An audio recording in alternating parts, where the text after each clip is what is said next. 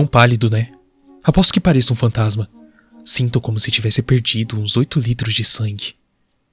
O quê? Não? Nenhum arranhão? Bom, desculpe por devagar, é que eu estou... Qual é a palavra pra isso? Despersonalizando. Sensação estranha. Eu vi diversas vezes em campo. Acho que essa vai ser a primeira e a única vez que experiencio isso. Um inferno. Eu sinto como se eu estivesse flutuando fora do meu corpo. Você viu a cena do crime? Não? Não olhe para as fotos. Nem toque no arquivo. Você vai me agradecer. Eu não consigo fazer meus joelhos pararem de tremer. É por isso que você está segurando o café assim. Estou balançando a mesa, não é? Espere um segundo, eu vou afastar um pouco a cadeira. Pronto. Assim está melhor. Temos que fazer o trabalho sério agora, Rob. Você confirma para a gravação que está renunciando o seu direito a um advogado? Não, eu ainda não estou interessado em um advogado. Quer dizer, digo sim, eu estou renunciando meus direitos.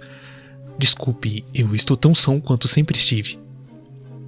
Você tem certeza? Sim. Que a gravação prove que o detetive Robson Milgate, aposentado, renunciou ao seu direito a um advogado. Não precisarei de um advogado depois que o promotor parar de vomitar e considerar publicar as coisas. Eles não mostrarão isso ao júri. Você está pronto para começar? Não, mas eu vou falar mesmo assim. O que te levou à cena do crime na noite em questão? Você acreditaria se eu dissesse que estava planejando uma viagem para a pesca antes disso tudo começar?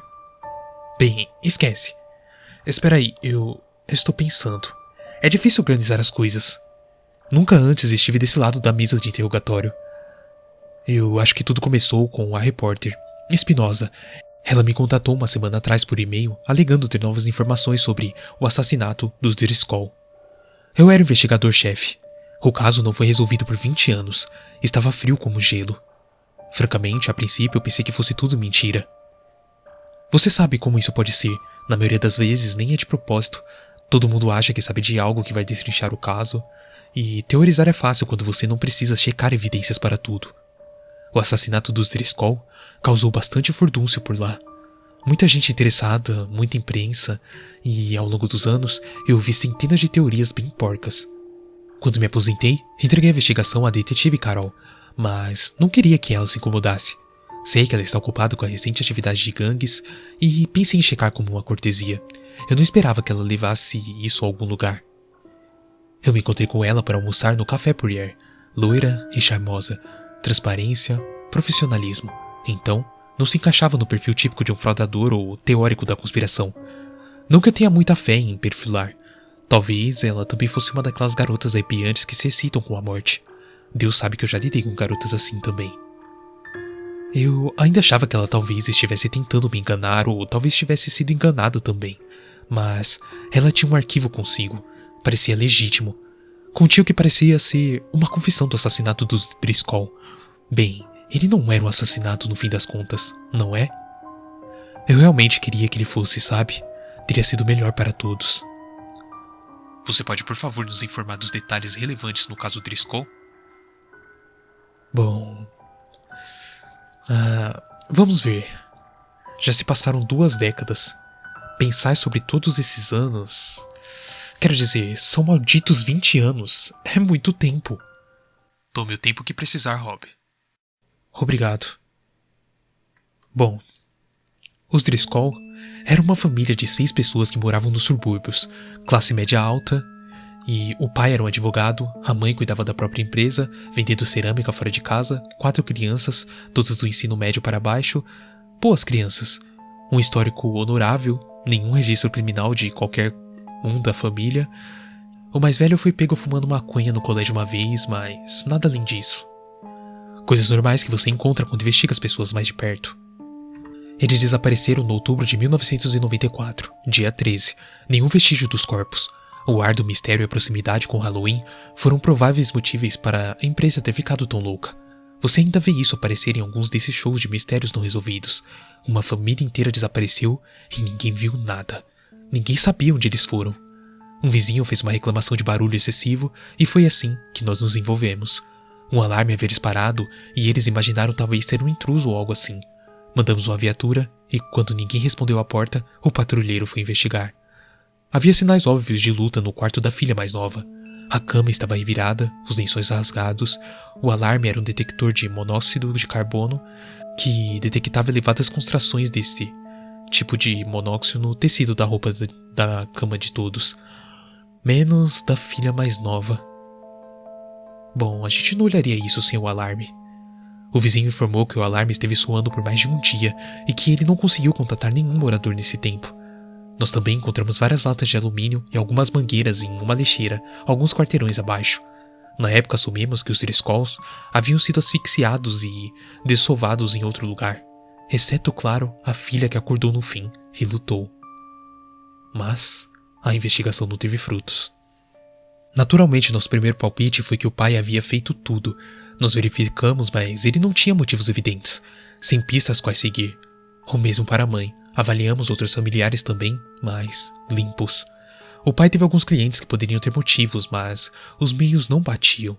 Ele era um advogado de divórcio, mas não atendia pessoas que poderiam sumir com a sua família inteira, sem deixar provas. Havia um professor de química que investigamos por algum tempo por causa das latas, mas ele tinha um álibi. O mesmo para o dentista que morava perto. A esposa flertou online com algum garoto na Inglaterra, mas nada adúltero. E ele nem estava no país quando o assassinato ocorreu. Nós ficamos infelizmente com a possibilidade de um assassinato aleatório. Os casos mais fodidos de solucionar são quando há um padrão assim. Devemos ter colocado dezenas de homens no caso, atrás de qualquer mínima pista. Nós até rastreamos as latas, foram roubadas de um laboratório a 15 quilômetros dali, sem filmagem de segurança. Não conseguimos encontrar pistas do ladrão. Depois de 6 meses sem novos ataques, a investigação esfriou. Os Driscoll foram desacorados e sequestrados. Como eu disse, ninguém nunca encontrou os corpos. E quem poderia negar a possibilidade de eles simplesmente terem fugido? Bom, ficou assim. Até bem. Eu prefiro falar disso de uma vez só.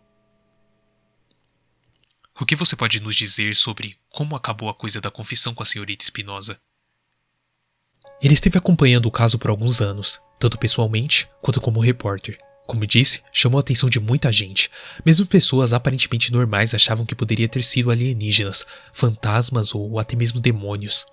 Senhorita Espinosa publicou uma retrospectiva sobre o assassinato nos aniversários de 20 anos do caso. E isso causou uma renovação no interesse geral, coisa que acontecia esporadicamente. Como de costume, eu me recusei a comentar, citando a falta de novas evidências. Lembro dela pedindo a citação exata, e por isso eu aceitei a reunião no almoço. Depois da publicação desse artigo, a senhorita Espinosa alegou ter recebido um arquivo. Ela queria me compartilhar. A parte mais pertinente do arquivo era a confissão. Eu assegurei à senhorita Espinosa que tais documentos falsos não são incomuns, especialmente em casos mais antigos como esse, e que eu pessoalmente já havia escutado 2 dúzias de confissões do assassino dos Skulls.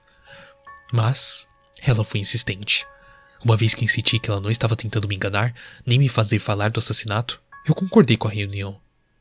Ela afirmou que a confissão havia sido enviada para ela no mesmo envelope que ela me mostrou quando nos encontramos para o almoço. Você pode descrever o que tinha no envelope? Bem, recortes de jornais velhos descrevendo o progresso da minha investigação. Eles pareciam apropriadamente amarelados, então eu imagino que era um troféu para o criminoso. Havia também 6 fotos que alegavam ser dos membros individuais da família Driscoll, assim como várias outras fotos da instalação onde eles foram levados. Nossa, olha isso. As minhas mãos não param de tremer, viu? Eu estou tentando ao máximo e não consigo fazer elas pararem. Eu terei de pedir ao paramédico um sedativo quando terminarmos aqui. E se eu não pedir, acho que do contrário, eu não vou conseguir dormir. Bom, por enquanto eu estou bem. Eu não quero que nada interfira com as minhas lembranças para sua gravação. Carregar isso tudo nas memórias é... Bom, desculpa, vamos manter o foco. As fotos eram da família Driscoll, claro. Na época eu não sabia disso. Nas fotos eles tinham envelhecidos. Então poderia ser qualquer um. Era muito difícil distinguir qualquer coisa. Mas, no entanto, dada a elaborada natureza do arquivo, percebi que merecia uma observação bem mais aprofundada. Quanto à carta da confissão, bem, era breve. Dava um endereço, Foi a primeira coisa que notei. Eu não consegui localizar o endereço online, o que significava que tinha que ser bem antigo. A carta dizia: Pare de imprimir mentiras. Eu nunca matei ninguém. Só demorou um pouco para prepará-los para o café da manhã. E não havia assinatura. Ei, eu acabei de lembrar de algo. Porra! Recebemos um cardápio do café da manhã 1 mês depois do desaparecimento. Alguém havia desenhado um círculo vermelho ao redor da foto de panquecas. A carta dizia: eles não estão mortos, estão sendo preparados para o café da manhã. Isso não faz sentido, mas nós colocamos aquilo no arquivo de pistas inúteis. Oh Deus! E como eu poderia saber? Nós tentamos rastrear aquele menu, nunca conseguimos descobrir de onde veio. Não era de nenhum lugar na região. As informações que poderíamos usar para identificar foram cortadas. Eu não sei o que mais poderíamos ter feito.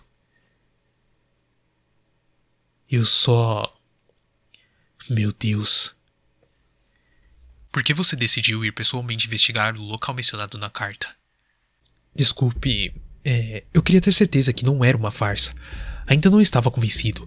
Por 20 anos, pessoas me enviaram falsas evidências sobre o caso. Acho que talvez esse caso tenha ficado no meu imaginário também. Sempre pensei que alguém, algum dia, poderia perceber algo que eu acabei esquecendo de olhar e resolveria a coisa toda. Era inacreditável que alguém simplesmente despejasse a resposta no meu colo. Eu precisei ver com meus próprios olhos. Senhorita Espinosa havia identificado a localização pelos registros da cidade, mas nenhum de nós tinha certeza de que ainda ficava lá. Era um prédio industrial abandonado. A última correspondência válida para aquele endereço datava de 15 anos atrás. Poderia ter sido demolido pelo que sabíamos. Acho que também eu queria ser aquele que desvendou tudo. Despejado no meu colo ou não, esse caso pairou sobre minha cabeça por 20 anos. Senhorita Espinosa e eu concordamos em nos encontrar lá na manhã seguinte. Você pode descrever o que tinha na cena do crime? Sim. Era um prédio industrial, como afirmei. Quase 40 metros de comprimento por talvez 15 metros de largura. Uma estrutura de madeira, e a princípio sua condição parecia coincidir com os edifícios vizinhos. No entanto, eu notei que a fachada tinha sido recentemente remendada em alguns pontos. Investigações posteriores também revelaram que a entrada havia sido encadeada e trancada. Até onde eu sei, costumava ser uma loja de chapas de metal. Pelo menos... Desculpe, mas tem uma lata de lixo aqui? Talvez eu vomite. Sim, temos uma ali. Obrigado. Bem, nós...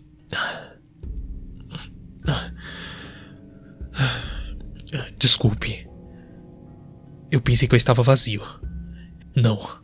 Eu quero acabar com isso. Depois vou querer o sedativo.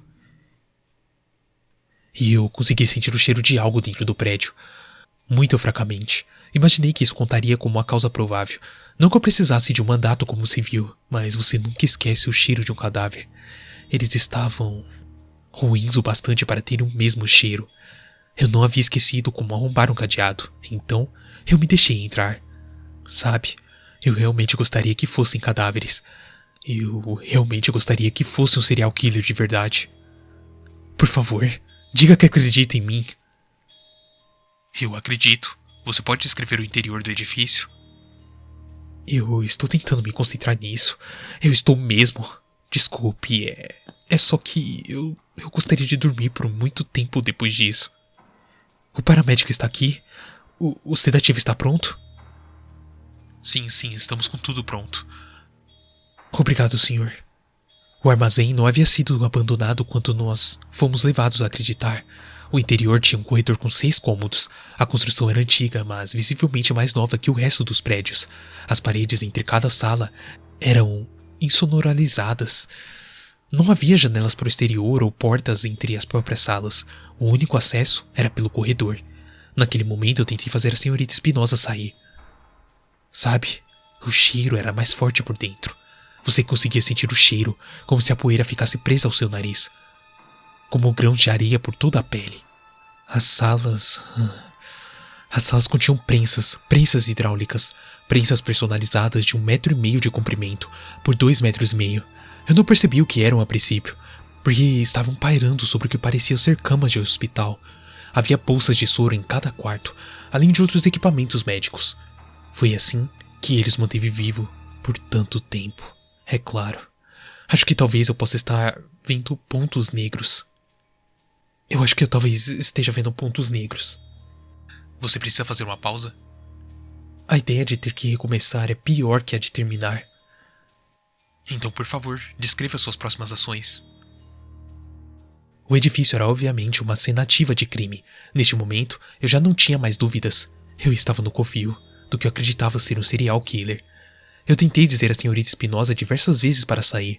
Ela se recusou, alegando que não seria certo me deixar sozinho. Não havia muito tempo para debatermos isso. Minha opinião sobre ela era que ela era um pouco intrometida, mas basicamente não havia problema, e eu não achava que faria diferença se ela ficasse fora do caminho. Tive que fazer um julgamento para decidir se deveria ou não continuar por mim mesmo. No caso da família, de alguma forma miraculosa, ainda estar vivo, talvez em perigo, ou se eu deveria ter ido embora e pedido ajuda. Eu havia dito à minha esposa anteriormente onde eu estava indo, então sabia que minha ausência seria notada e relatada se o pior acontecesse. Mas nenhum de nós dois tinha sinal no celular. Desculpe, eu estou divagando. Mas... Bom, foi então que eu ouvi. Não chegou a ser um suspiro. Era como um suspiro, mas não exatamente. Eu não quero descrever além disso. Houve um som. Isso chamou ainda mais a minha atenção. Eu tive que agir. Havia algumas escadas no extremo do depósito que levava para um porão. Disse à senhorita Espinosa para que ficasse para trás e puxei o meu revólver de serviço. Também tinha uma lanterna que liguei quando desci ao porão. O porão fora é escavado à mão, talvez ao longo dos 20 anos de desaparecimento. Eu não sei se o chão era terra, eu não sei sobre o que era ou se havia um túnel que ia longe o bastante para que precisasse ser suportado com colunas em intervalos regulares. Mas quando a minha lanterna iluminou pela primeira vez, eu vi a pilha. Eu gostaria que eles estivessem mortos. Eu gostaria que eles... Por favor, faça uma pausa. Depois que eu me recuperei, meu primeiro pensamento foi: graças a Deus eles estão todos mortos.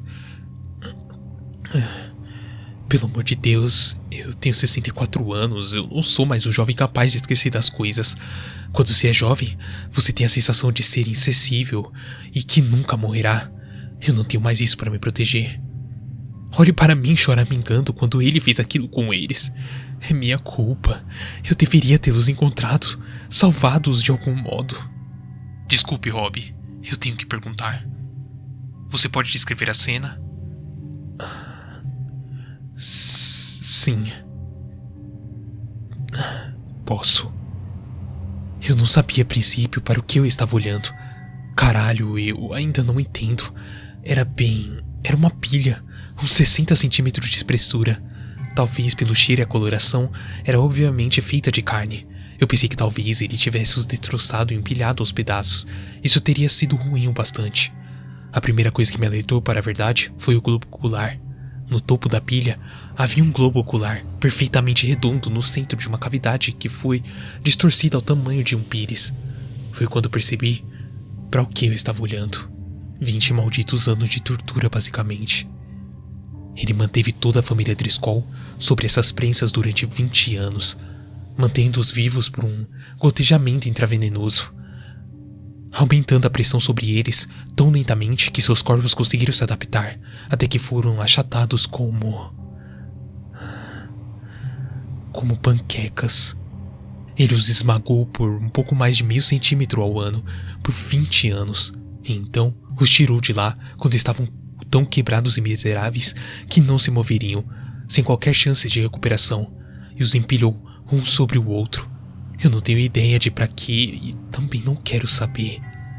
Eu ainda estava pensando, graças a Deus, eles estão todos mortos. Até que o que estava no topo começou a ofegar novamente. O que eles disseram? No começo, nada. Não conseguiam falar sem ajuda. Acho que era Avery Driscoll. Não que eu pudesse dizer muito sobre o gênero ou a idade, mas o cabelo era loiro, onde havia cabelo. A cabeça estava uma bagunça de cicatrizes. Acho que o filho da puta que fez isso deve ter removido as partes do seu crânio. Eu não tenho ideia de como sua cabeça ficou tão plana. Não tão planas quanto o resto do corpo, mas planas. Caralho, quem imaginaria como seus cérebros lidariam com aquilo? Seus lábios foram perfurados por dentes por todas as partes. Depois que as princesas achataram seus narizes, eu acho. Eu parei de tremer. Porra, é estranho o modo como nossos corpos trabalham, não é? O que mais? Bem, havia uma máquina, uma espécie de bomba. Eu segui uma mangueira com a minha lanterna e percebi que todas as pilhas estavam conectadas à bomba. Acho que eles não conseguiam respirar por conta própria, sabe? Não depois de alguns tempos. Simplesmente não havia volume suficiente para os pulmões inflarem. Havia algum tipo de incisão diretamente no peito de cada um. Havia um interruptor na bomba. Eu não sei por que eu pressionei. Eu estava em pânico. Eu queria fazer alguma coisa. Talvez uma parte idiota de mim tenha pensado que, ligando a máquina, eles fossem inflar e ficarem bem. Idiotice. Liguei o volume de ar da mangueira superior e ele aumentou. Eu pude ouvir a bomba trabalhando mais. Foi quando Everett Scroll começou a gritar. Ele me implorou para matá-lo. Ele disse outras coisas também. Ele não fazia muito sentido com o que falava, mas continuou gritando. Esposa, repetidas vezes. E algo sobre família também. Eu não entendi. Ele estava sofrendo. Imagino que ele tenha enlouquecido vários anos antes. Meu Deus. Sim, foi exatamente o que eu pensei. Eu não soube o que fazer. Ele não parava de gritar. Acho que ele estava convencido de que eu era o seu torturador. Um olhar mais atento em seu olho revelou que era majoritariamente um bagunçar de tecido cicatricial branco. Ele estava tão cego quanto um morcego. Sabe, eu já falei com as vítimas da queimadura uma vez. Eles me disseram que conseguiram encontrar um sentido e propósito para a vida novamente. E depois de algum tempo, eu não sei como qualquer um da família Driscoll conseguiria fazer isso. Falei meu nome e disse a ele que era um detetive. Disse que estava ali para ajudar. Repeti de novo e de novo, sabendo claro que ninguém poderia fazer qualquer coisa para ajudar. Senhorita Espinosa chegou atraída pelo barulho. Antes de ver a pilha, ela me disse que eu havia gritado e que veio me ajudar. Mas eu não lembro de ter feito isso. De qualquer modo, ela chegou. Então, ela viu a pilha e gritou. Mas eu estava atento a Everett Scroll. Ele conseguiu ouvir. Ele ficou lúcido por alguns instantes. Foi quase impossível entender o que ele disse, mas eu nunca iria conseguir esquecer. O que ele disse foi: por favor, me mate. Dói. Eu não quero ser um monstro. Por favor, me mate. Diga à minha família que morri há muito tempo. Eu não sei se ainda procuram por mim. Não deixe quem saiba o que aconteceu comigo. Por favor, me mate. Ele ainda conseguia chorar, e o fez, embora seus canais lacrimais estivessem deformados demais para percebermos as lágrimas. Eu deveria ter forçado a senhorita Espinosa a sair. Essa é a única ação que lamento mais do que falhar em resolver o caso 20 anos atrás. Não só por ela mesma, mas pelo que ela fez em seguida. Eu não acho que ela poderia tê-los ferido mais profundamente, mesmo se tentasse. Ela arrancou deles o último conforto que qualquer um daquela pilha poderia ter. Sabe, eles não foram capazes de falar um com os outros por 20 longos anos. Foi então que ela disse: são todos, não é? Essa é toda a família Driscoll. Eles todos estiveram vivos aqui. Toda a família. Por 20 anos, cada membro da família Driscoll desconheceu que seus companheiros eram os outros membros da família. Todos tinham esperança de que a família estivesse bem. Todos sonhavam que alguém lá fora que eles amavam estava vivo e não sofrendo. Você sabe como são os gritos de 6 pessoas que foram torturadas por 2 décadas esmagadas por uma largura de 10 centímetros e empilhadas umas sobre as outras? Soam como se as portas do inferno estivessem se abrindo. Bom, eu acho que é o bastante, detetive Milgate. Não, ainda não. Foi um erro meu. Eu deveria ter tentado mais, rastreado essas pistas. Talvez estivesse dizendo isso, gritando isso. Foi meu erro, então era minha responsabilidade. Eu atirei neles. Foi difícil, mas eu devia misericórdia a eles. Eu fui quem falhou em salvá-los. Apenas uma bala foi suficiente para atingir a todos. Eu esvaziei meu revólver, mas, no entanto, para me certificar que eles não sofreriam mais, para dar um suspiro de paz a eles. Era toda a bondade que eu podia lhes fornecer. Saímos e pedimos reforços depois disso. Nem a senhorita Espinosa nem eu queríamos ficar com os corpos. Eu decidi não seguir os investigadores da cena do crime de volta ao porão. Perguntei se poderia fazer minha declaração e sair. E depois que um deles viu o que eu tinha visto, eles concordaram. Bom, doutor, agora eu posso ter aquele sedativo? Sim, claro. Obrigado. Por favor, chame o paramédico. Eu vou enrolar a minha manga. Minha esposa tem diabetes, então eu estou bem ciente do procedimento. E por favor, certifique-se de disponibilizar a mesma cortesia para a senhorita Espinosa. Ela parecia estar pior do que eu.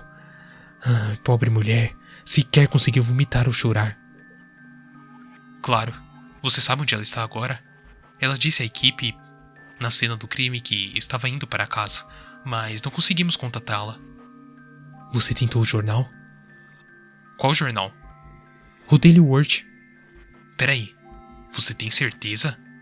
Ninguém com sobrenome Espinosa trabalha pro Daily World. O quê?